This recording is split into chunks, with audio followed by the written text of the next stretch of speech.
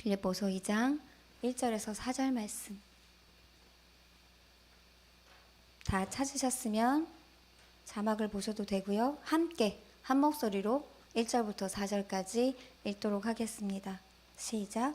그러므로 그리스도 안에 무슨 권면이나 사랑에 무슨 위로나 성령의 무슨 교제나 긍휼이나 자비가 있거든 마음을 같이하여 같은 사랑을 가지고 뜻을 합하여 한 마음을 품어 아무 일이든지 다툼이나 허용으로 하지 말고 오직 겸손한 마음으로 각각 자기보다 남을 낮게 여기고 각각 자기 일을 돌볼 뿐더러 또한 각각 다른 사람들의 일을 돌보아 나의 기쁨을 충만하게 하라. 아멘.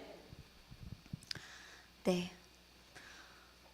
태초에 인간을 만드셨고 가정을 구성하셨던 하나님의 뜻과 교회 공동체의 원형인 예수님의 12제자 사역으로 우리 교회가 세워졌습니다. 죄로 인해 하나님과 우리 인간의 관계성이 깨지면서 시작된 인류의 역사는 공동체의 중요성을 인지하며 이루어졌는데 그 깨진 관계성의 회복이 바로 예수 그리스도의 오심이며 12제자들과 함께 하셨던 예수님의 생애 전반을 통해서 보여주셨지요. 이에 대한 실현은 바로 성령의 역사하심이 이루어진 마가의 다락방이었으며 예수님의 제자였던 베드로를 통해 세워진 예루살렘 교회로 시작합니다. 예루살렘 교회는 약 1만여 명의 믿는 자들이 있었어요.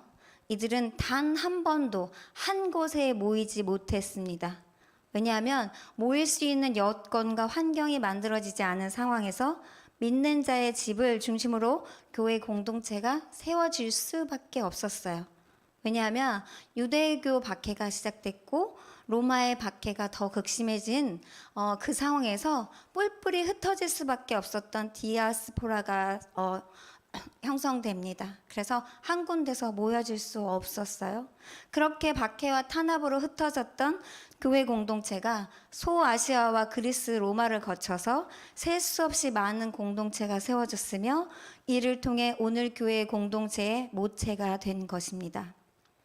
공동체 안에서 다양성을 인정하고 품을 수 있는 공동체, 오늘의 가정과 소그룹, 교회 공동체가 담아야 할 희망입니다. 세상의 희망은 권력이고 명예며 물질이라고 말합니다. 하지만 우리의 믿음의 공동체는 바로 하나님의 나라에 있음을 우리가 분명히 알고 있고 이를 공동체를 통해 실현에 옮겨야 하는 것을 알고 있습니다. 사회 공동체와 비슷한 공동체이지만 교회는 근본적으로 사회 공동체와 다릅니다. 이 시대의 악한 권세들은 교회 공동체가 올바르고 건강하게 세워지는 것을 원하지 않고 교회 안에 사람들을 이용해서 갈등과 분열을 조장하므로 교회를 무너뜨리려고 합니다. 왜냐하면 교회로 모인 사람들도 세상 사람들과 마찬가지로 육체의 연약함을 가지고 있고 정신 차리지 않으면 악한 세력의 유혹과 꾀임에 쉽게 넘어갈 수 있습니다. 하지만 그럼에도 불구하고 성도는 영적으로 새롭게 된 자로서 하나님의 말씀을 따라 살아갈 힘을 가지고 있습니다. 그래서 우리는 매주일 예배나 성경 공부를 해서 배우거나 깨달은 것으로 삶을 증명해 노력해야 합니다. 즉, 우리가 배운 바대로 실천하면 되는 것이지요. 공동체 안에 있을 때 우리는 가장 풍요로워지고 가장 인간되어지는 것입니다. 아무런 반응도 없고 고마워하지도 않는 사람들을 우리는 계속 사랑과 인내로 섬기면서 우리가 하는 일이 먼저 하나님께 드려져인 것을 알아야 하는 것이지요.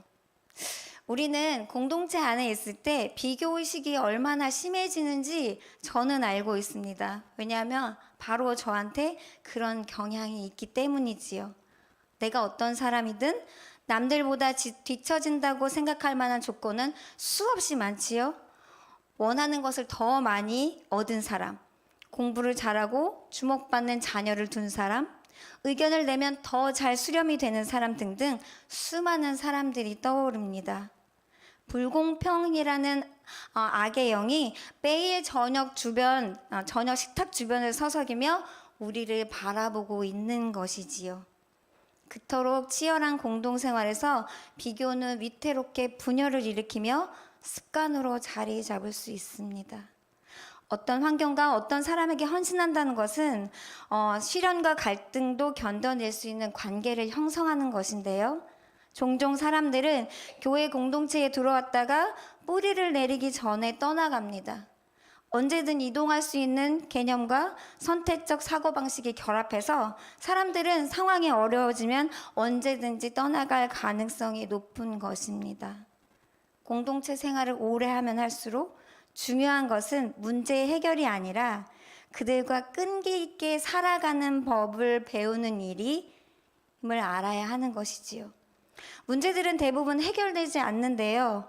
시간을 갖고 통찰력과 기도와 충실함으로 귀를 기울인다면 언젠가 문제가 해결되는 날이 오기도 합니다. 그런데 하지만 또다시 그 자리를 대신해서 다른 문제가 계속 생겨나는 것이에요. 바울은 초대교회를 향한 더 깊은 화합과 성숙으로 나아가라면서 편지하면서 사랑과 진리를 밀접하게 연결시켰어요.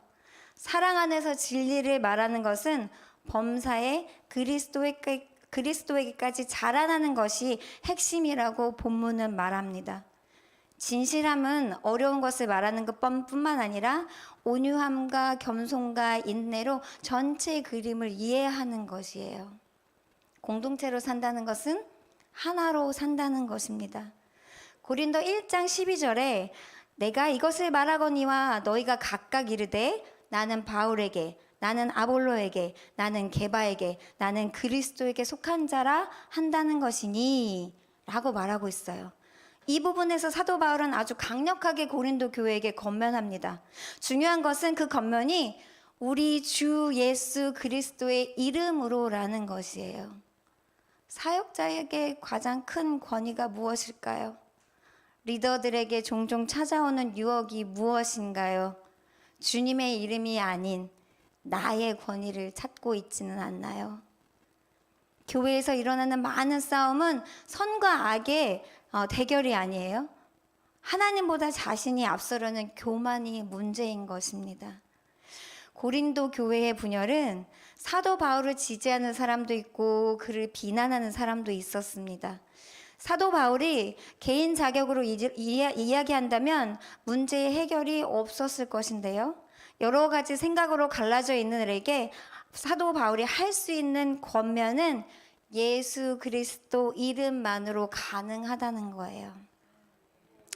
사도 바울이 고린도 교회를 생각하면서 처음으로 지적한 부분이 바로 교회의 분열이었다는 점입니다. 교회의 가장 큰 특징은 그리스도의 몸이라는 것인데요. 즉 우리 지체는 여럿이지만 머리이신 그리스도 예수 안에 붙어 있으므로 온전한 몸을 이룬다는 것이지요. 우리가 교회인 것은 지체가 다른 것뿐 아니라 머리이신 그리스도를 믿고 섬기기 때문입니다. 그런데 고린도 교회의 문제가 무엇이었을까요? 분열의 시작은 끝까지 자기의 신앙이나 자기의 기준을 지키겠다는 사람들 때문이었어요. 참 흥미롭죠? 참 나쁜 사람들 때문이 아니라 자기가 옳은 신념이라고, 자기가 옳은 신앙이라는 것을 지키겠다고 끝까지 버티는 사람들 때문에 고린도 교회의 분쟁이 끊이지 않았다는 거예요. 참 쉬운 일인데 한 사람만 포기하고 한 사람만 양보하면 그게 되는데 그게 그렇게 되지 않았어요. 일단 분쟁이 시작되면 누가 잘했고 누가 잘못했는지는 중요하지 않습니다. 자신의 의가 중요하게 되면 하나님의 의는 사라져 버리는 거예요. 어떻게 해서라도 자신의 의를 인정받아야 하고 교회에서 생긴 일임에도 불구하고 이제 세상 법정으로 이 문제를 가져가는 사람들이 그것을 주저하지 않습니다.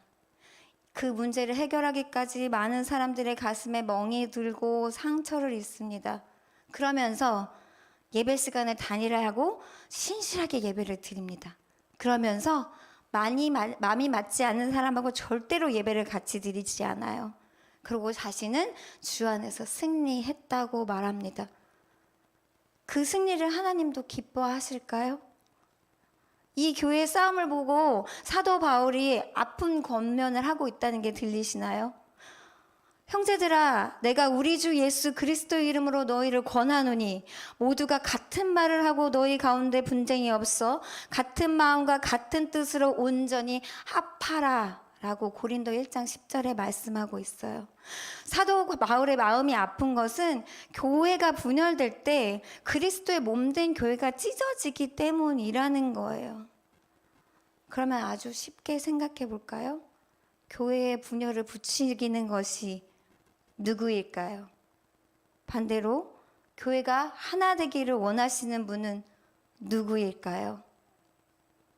이 말은 일방적으로 누가 참아야 한다는 게 아닙니다.